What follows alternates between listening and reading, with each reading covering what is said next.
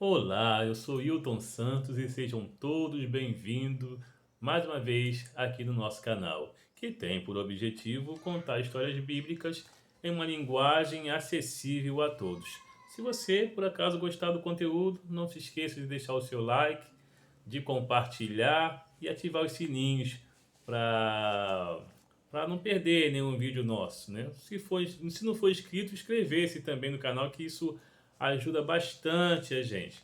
Bom, e a nossa história de hoje está lá em Juízes 3, que conta a história de dois sujeitos arretados, faca na bota, sangue no zóio, líderes, juízes de Israel, mas que são praticamente anônimos, né? E a diferença entre um e o outro é que um usa muito mais a inteligência, o outro usa muito mais a força bruta. Então vamos conhecer esses caras, né? Depois que Otiniel, né, o irmão de Caleb, que julgou Israel por algum tempo, morre, falece. Mais uma vez eles pegam os costumes de novo daquela terra, se desviam dos caminhos de Deus, aquela coisa que a gente já sabe, né? São influenciados, casam com eles e tal. Aí os amalequitas e amonitas vão lá, tomaram Jericó, né, e reinaram sobre Israel por mais de 18 anos. Subjugaram Israel por 18 anos. 18 anos servindo aquele povo lá. Aí, como sempre, né, eles se arrependem, clamam ao Senhor e tal, e blá blá blá blá blá, aquela choradeira toda, aquele chororô, aquele arrependimento todo. Aí Deus suscita um sujeito chamado Eude, que era um homem canhoto, né? Ele se destacava principalmente por ser canhoto, porque não era muito comum, como hoje em dia, canhoto. Geralmente o canhoto era muito discriminado e etc, né? Em algum tempo até ela achava-se que o canhoto era amaldiçoado. Mas aquele canhoto era danado, né? O canhoto chamado Eude foi lá e bolou um plano para livrar Israel. Ele levou uma comitiva e um presente, né, para o rei lá de Moab, que estava reinando, que era o manda-chuva da parada lá. Ele levou um presente pro cara, uma comitiva com um monte de gente e tal. Ele entregou o presente, depois mandou aquele pessoal que estava com ele, aquele carnaval todo, aquelas dançarinas, aquele fuzuê todo mundo embora e falou: Ô rei, eu tenho uma coisinha para te falar. Eu tenho um segredinho para te contar. Aí o rei falou: Bom, pode falar. É particular, né? Então o rei levou ele para a sala de verão e falou: Bom, então pode falar. E sentou lá no seu trono, que também tinha na sala de verão, sentou lá bonitinho e falou: Bom, não, fala aí, me enche. Aí eu tenho uma palavra de Deus para te falar. E aí ele tinha levado com ele, escondido nas vestes, um punhal enorme, com dois gumes, né? Que ele praticamente fez, né? Estava lá amarradinho na sua coxa direita. Então ele com a mão esquerda botou a mão na coxa direita por baixo das vestes. Quando ele falou uma palavra de Deus para te falar, puxou esse punhal e cravou no ventre do rei Moabita. O homem era imenso de gordo, né? Imenso, gordo, obeso, mórbido. Então aquele punhal entrou até o cabo, né? Foi literalmente até o talo. E se fechou, a Bíblia fala que se fechou no ventre dele, né? E ele ficou lá acusado. Aí ele saiu por tinha uma outra janelinha, uma outra saidinha, ele saiu pelo outro lugar, fechou a porta por dentro, saiu por outro lugar lá, por uma outra saída que ele não se sabe como ele sabia, e foi embora. Aí quando chegou, os soldados estão lá, bateram na porta, o rei não respondeu. Eles pensaram: deve estar aliviando o ventre lá, né, na sala de verão, deve estar fazendo alguma coisa, cochilou, deve estar reinando lá de outro jeito, né? Mas aí eles cansaram de esperar e tal, e pegaram a chave e abriram. Quando abriram, descobriram que o rei já estava morto há um tempão. E nesse tempo aí o Eude já estava lá na montanha, lá tocando a trombeta lá e tocando terror para que Israel voltasse e atacasse. Como eles estavam sem o seu líder, né? O líder realmente, a falta de um líder pesa muito e pesava principalmente naquele tempo, né? Em função das guerras e tal.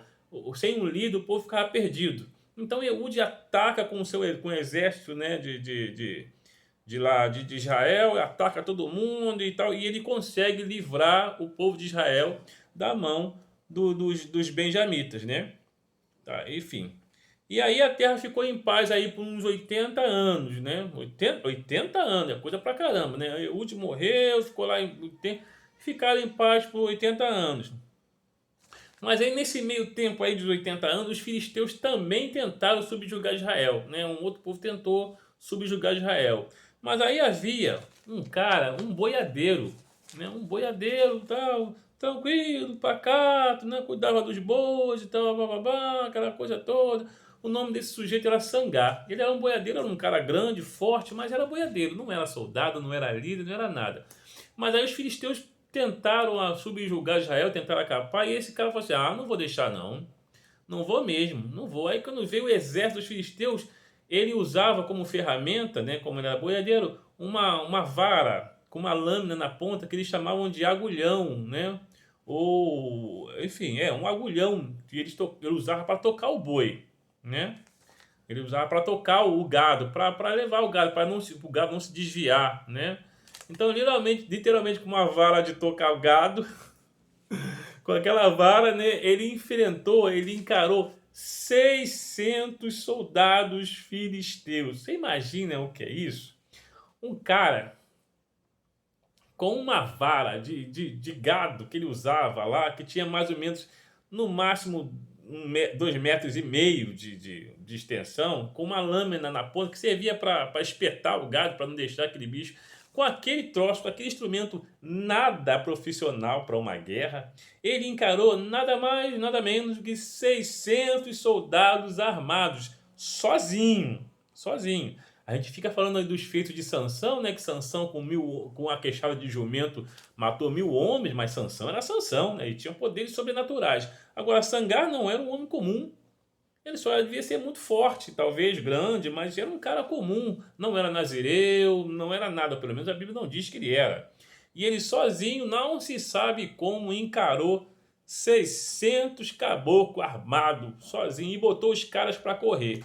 Depois disso, os filisteus falaram: ah, meu amigo, se só um encarou 600, imagina se o exército deles encarar a gente. Vamos, abortar a missão. Sem chance. Não, não, não. Furada, furada total. E assim, tanto Eude quanto Sangar, né, que eram praticamente anônimos, né, fizeram essas coisas aí memoráveis, né, e libertaram e julgaram Israel. E Israel, graças a esses dois sujeitos aí, ficaram em paz por volta de 80 anos, né, 80 anos. Bom, e ele se destaca tanto no caso do Sangar, né, tanto Eude quanto Sangar, que ele é citado no Cântico de Débora, né, lá em Juízes 5, no versículo 6. Bem mais tarde, depois, de Sangar é citado, né? Como o feito dele foi tão importante, né? E era mesmo. Como é que alguém consegue encarar 600 soldados com uma vara, né? De tocar um boi? Enfim, é uma coisa realmente excepcional. Mas como nada durava para sempre, né? Como nada durava para sempre, Eude morre, Sangar também morre, passa assim, né? Aí os seus 80 anos de paz. Israel de novo, começa a servir a outros deuses, a Baalins, a Astorotes, etc, etc. E aí, dessa vez, eles caem nas mãos dos cananeus e são subjugados por 20 anos. E agora, quem poderá me salvar? Quem? Isso vai ser assunto para uma outra história. No mais, né? No mais, quando Deus capacita, não importa a sua origem, não importa o seu tamanho, quando se está ao lado de Deus, Ele dá um jeito e você vence aí 600 com uma vara de tocar lá o boi, né? E no mais, gente, fiquem com Deus e pensem nisso.